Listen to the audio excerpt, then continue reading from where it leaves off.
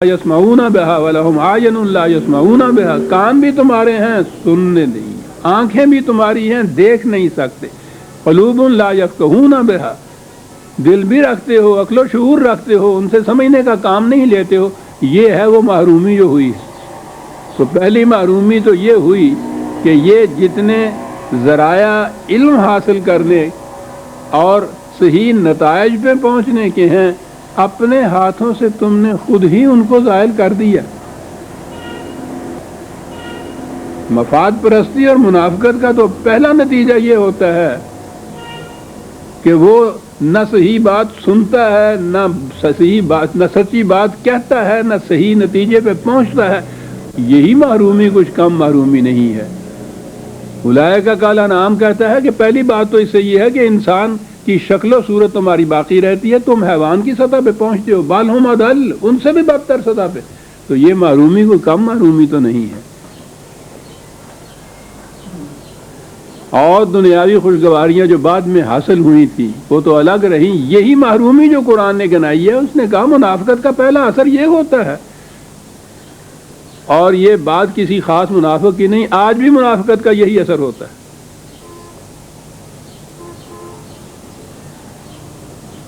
تو جب یہ صورت ہو کہ نہ سمجھنے کی قوت یعنی سمجھنے کی صلاحیت باقی ہوتی ہے، اس سے کام نہیں لیتے سمجھنے کا۔ یہ نہیں کہ وہ صلاحیت جو ہے وہ ختم ہو جاتی ہے، آخر میں ایک درجہ وہ بھی آتا ہے کہ آہستہ آہستہ اگر آدمی یہی روش اختیار کر لے تو پھر یہ صلاحیت ہی ختم ہو جاتی ہے، دب جاتی ہے یوں کہیے، لیکن صلاحیت سے کام نہیں لیتے۔ کام کیا لینا تھا؟ کھلی ہوئی آنکھیں رکھنا، صحیح بات کو سننا، پھر غور و فکر کے بعد صحیح نتیجے پہ پہنچنا، اسے تدبر کہا جاتا ہے، اسے تفکر کہا جاتا ہے۔ قرآن شروع سے آخر تک دیکھیے اتنا زور دیتا ہے، تفکر، تدبر، شعور، عقل، بصیرت، علم، قدم قدم پہ اس پہ زور دیتا ہے۔ وہ اپیل ہی ان چیزوں کو کرتا ہے جو انسانیت کا خاصہ ہیں۔ وہ تو کوئی چیز نہ زبردستی منواتا ہے، نہ جہالت میں تمہیں رکھنا چاہتا ہے،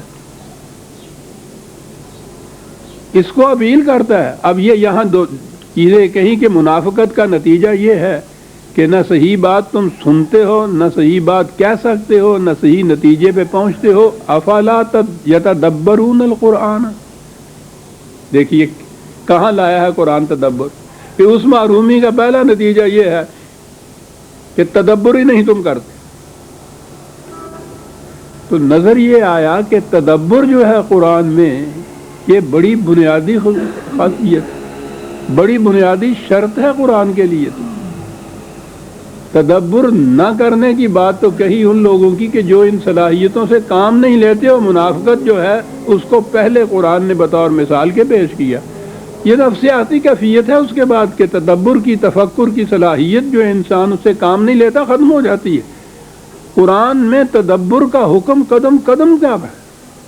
افلا یتدبرون القرآن، قرآن میں تدبر سے کام نہیں لیتے۔ وہ اس لیے نہیں لیتے کہ ان کی منافقت نے ان کی ان صلاحیتوں کو معوف کر رکھا ہے۔ اور آگے ایک بات ہے قرآن، افلا یتدبرون القرآن، نسخے ہیں آپ کے تو سامنے رکھیے، ایک حرف آتا ہے اس کے اندر، عظیم چیز ہے، ام علی قلوب اقفالها، کوئی سا ترجمہ اٹھا لیجئے، آپ کو ترجمہ یہ ملے گا کہ یہ قرآن پہ تدبر نہیں کرتے، ان کے دلوں پر قفل پڑے ہوئے ہیں، تالے پڑے ہوئے ہیں۔ ٹھیک ہے، اقفال تک تو بات ہو گئی کہ تالے پڑے ہوئے ہیں، اقفال کے پاس ہا ہے اس کے ساتھ، اقفال و ہا، اور عظیم چیز ہے عزیزان من اس ایک حرف کے اندر، اس ایک ضمیر کے اندر تالے پڑے ہوئے ہیں سے بات ہو جاتی۔ اور یہی وجہ ہے کہ ہمارے ہاں میں نے کوشش کر کے بھی دیکھا، انگریزی کے ترجمہ بھی میں نے دیکھا کہ کسی کی نگاہ ادھر گئی ہے کہ یہ ہا کا ترجمہ بھی ساتھ کرے وہ، اقفال تک تو بات یہ ہے کہ وہ تالے پڑے ہوئے ہیں، ٹھیک ہے، یہ اقفال و ہا کیوں ہے؟ اور یہ ہے قرآن 1400 سال پیشتر۔ اب میں ترجمہ کیا عرض کروں؟ ان کے قلوب پر تالے پڑے ہوئے ہیں، کہیں باہر سے تالے لا کے نہیں ڈالے گئے۔ اقفالها دلوں کے تالے دلوں پہ پڑے ہوئے ہیں۔ اللہ اکبر، اللہ اکبر۔ یہ تو کوئی مغرب کا سائیکالوجسٹ ہی اس کی داد دے سکتا ہے عزیزان من، کہ 1400 سال پیشتر یہ چیز کہنا کہ یہ جو تالے پڑتے ہیں دلوں کے اوپر، جو سمجھنے سوچنے سے کی صلاحیت نہیں رہتی یا نہیں کام لیتے، یہ خارج سے کہیں لا کے کوئی تالا نہیں ڈال دیتا ان کے اوپر، قلوب کے اوپر قلوب کے تالے خود پڑے ہوئے ہوتے ہیں۔ واہ واہ واہ واہ واہ واہ۔ یہ ہے وہ مقام جہاں پتہ چلتا ہے کہ فی الواقع یہ انسانوں سے برتر کوئی قوت ہے کہ جس کا یہ کلام ہو سکتا ہے۔ صاحب 1400 سال پیشتر عزیزان من، یہ سائیکالوجی کی یہ خصوصیت جو تھی، یہ کسی کے تصور میں نہیں آ سکتی تھی کہ یہ کہا جائے کہ دلوں پر خود دلوں کے تالے پڑے ہوئے۔ اقفالها، کس چیز نے یہ تالے ڈال دیے؟ منافقت نے۔ منافقت نے کیا کیا؟ سمجھنے سوچنے سننے بولنے کی قوت جو تھی اس کو معوف کر کے رکھ دیا۔ اس کا نتیجہ کیا ہوا کہ دل رکھتے ہیں، دل کے اوپر دلوں کے اوپر خود دلوں نے اپنے اوپر آپ تالے ڈال رہے ہیں، ان کے تالے دلوں کے دلوں پہ پڑ گئے ہوئے ہیں۔ واہ واہ۔ اقفالها ان الذين ارتدوا على ادبارهم من بعد ما تبين لهم الهدى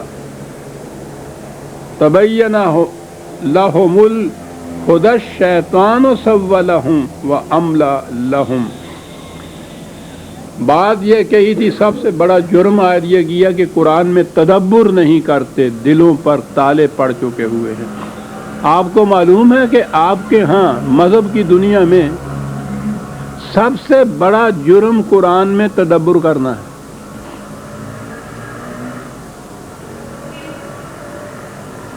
ان کے ہاں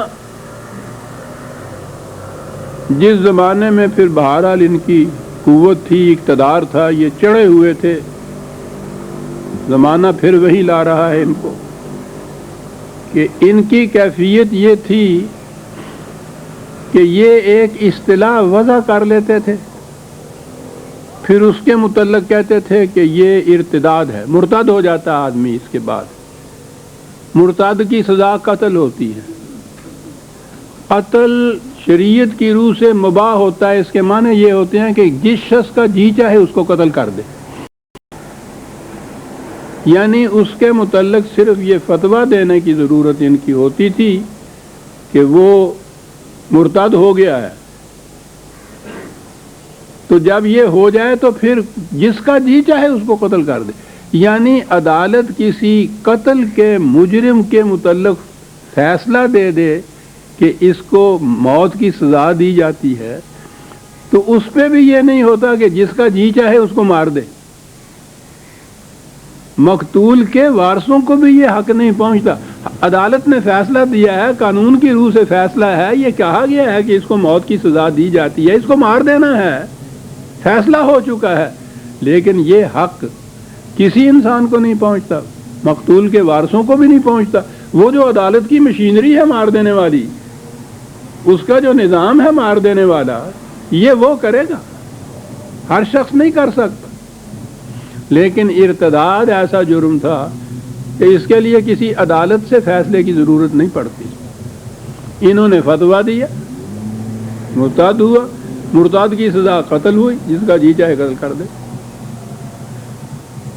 یہ جو مرتد ہونے والی بات تھی ان کے ہاں، اس میں ایک سب سے بڑا جرم تھا، اصطلاح میں نے عرض کیا، تفسیر بالرائے، یعنی یہ قرآن کے سمجھنے میں اپنے عقل و فکر کو دخل دیتا ہے۔ مرتد ہو گیا،